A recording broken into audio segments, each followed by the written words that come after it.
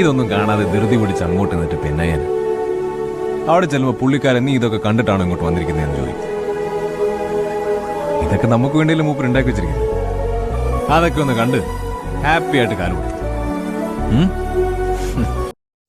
Hi friends, welcome to സേമീസ് creations. പുതിയൊരു വീഡിയോയിലേക്ക് പ്രിയപ്പെട്ട എൻ്റെ എല്ലാ കൂട്ടുകാർക്കും സ്വാഗതം. ഇത്തവണ ഞങ്ങൾ മസനഗുഡി വഴി ഊട്ടിയിലേക്കാണ് പോകുന്നത്. ബുള്ളറ്റിലാണ് കേട്ടോ യാത്ര. ബുള്ളറ്റ് എടുത്തതിന് ശേഷം ബുള്ളറ്റിൽ തന്നെയാണ് യാത്ര. നല്ല സുഖമാണ് ബുള്ളറ്റിൽ യാത്ര ചെയ്യാൻ. ബൈക്കിൽ പോണ പോലെയല്ല.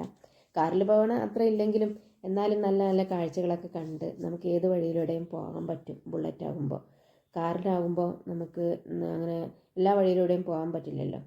അപ്പോൾ ഞങ്ങൾ മസനഗുഡിയിലേക്ക് പോവുകയാണ്. മസനഗുഡിയിൽ നിന്നും ഊട്ടിയിലേക്കും, ഊട്ടിയിൽ നിന്ന് കിണ്ണക്കോര എന്ന സ്ഥലത്തേക്കും. കിണ്ണക്കോരയിലെ മഞ്ഞൊക്കെ കാണാൻ നല്ല ഭംഗിയാണ്. പോകുന്ന സ്ഥലമാണ് ഭംഗി, കിണ്ണക്കോര ഭംഗിയില്ല എന്നൊക്കെ പറയുന്നത് കേട്ടിട്ടുണ്ട്. എന്തായാലും നമുക്കൊന്ന് പോയി നോക്കാം. അങ്ങനെ ഞങ്ങൾ പുലർച്ചെ ആയപ്പോൾ വഴിക്കടവ് എത്തി. അവിടെ നിന്ന് ഒരു ചായയൊക്കെ കുടിച്ച് പിന്നെ ഒരു 6 മണിക്കാണ് ചെക്ക് പോസ്റ്റ് തുറക്കുക. ചെക്ക് പോസ്റ്റിന് അവിടെ ഒരു അരമണിക്കൂർ വെയിറ്റ് ചെയ്യേണ്ടി വന്നു. അങ്ങനെ 6 മണിക്ക് ചെക്ക് പോസ്റ്റ് തുറന്നതിന് ശേഷം ഞങ്ങൾ മസനഗുഡിയിലെ ആ റോഡിലേക്ക് കടക്കുകയാണ്. ഈ റോഡിന് പ്രത്യേകത എന്താണെന്ന് വെച്ചാൽ പ്രത്യേകിച്ചൊന്നും കാണാനൊന്നുമില്ല. ശരിക്കും ഈ രാവിലെ ഒരു 6 മണി സമയത്തൊക്കെ പോകുമ്പോൾ ഇരുട്ടാണ് കേട്ടോ. കഴിഞ്ഞ പ്രാവശ്യം ഞങ്ങൾ ഇതുവഴി പോയപ്പോൾ അപ്പോഴൊക്കെ നേരം പുലർന്നിരുന്നു. അത് ഓരോ സമയത്തിനനുസരിച്ച് സൂര്യൻ നേരത്തെ ഉദിക്കുന്നതും വൈകി ഉദിക്കുന്നതും ഒക്കെ അല്ലേ, അതുകൊണ്ടായിരിക്കാം. അപ്പോൾ അധികം മൃഗങ്ങളൊന്നും ഫസ്റ്റ് കാണാൻ പറ്റിയില്ല, ഇരുട്ടല്ലേ. പിന്നെ കുറേ അങ്ങോട്ട് എത്തുന്നിടത്തോളം സൂര്യൻ ഉദിച്ചു വരുന്നിടത്തോളം വെളിച്ചം വന്നു. അപ്പോഴാണ് കുറേയൊക്കെ മൃഗങ്ങളെ ഞങ്ങൾക്ക് കാണാൻ പറ്റിയത്. നിറയെ വണ്ടികളുണ്ടായിരുന്നു കേട്ടോ. ഈ മസനഗുഡി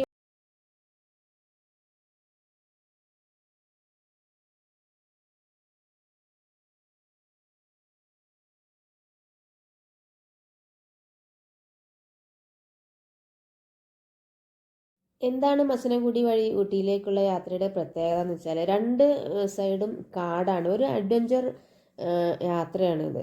അതായത് 2 സൈഡും കാടാണ്. ഏത് സമയവും മൃഗങ്ങൾ കയറി വരാം. ആനയാണെങ്കിലും ടൈഗർ ആണെങ്കിലും കയറി വരും. അപ്പോൾ ശരിക്കും ഒരു പേടിയോടുകൂടെയാണ് നമുക്ക് ശരിക്കും ബുള്ളറ്റിലൊക്കെ പോകുമ്പോൾ നമുക്ക് പോകാൻ പറ്റുക.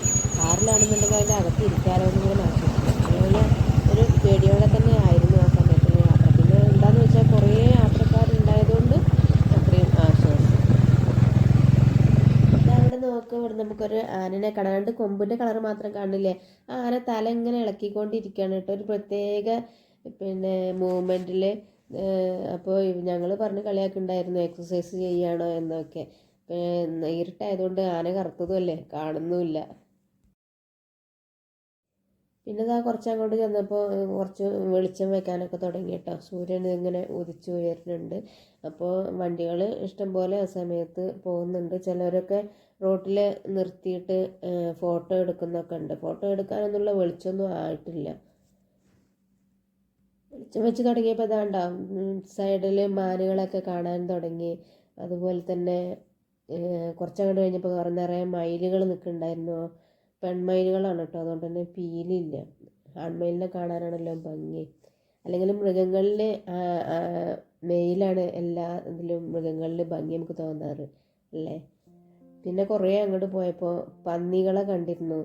പിന്നെ അതുണ്ടോ, കഴുതനെ കണ്ടു.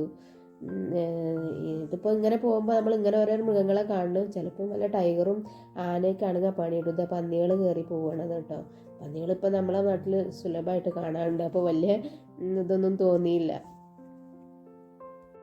പിന്നെ നമ്മൾ എവിടെ ചെന്നാലും കാണുന്ന കുറച്ച് ഐറ്റംസ് ഉണ്ട്. കുരങ്ങന്മാരുണ്ടായിരുന്നു. അപ്പോൾ ഇതൊക്കെയാണ് നമുക്ക് മസനഗുഡി വഴി പോകുമ്പോൾ കാണാനുള്ളത്. അങ്ങനെ ഞങ്ങൾ ഊട്ടിയിലെത്തി. ഊട്ടിയിൽ നല്ല തണുപ്പായിരുന്നു കേട്ടോ.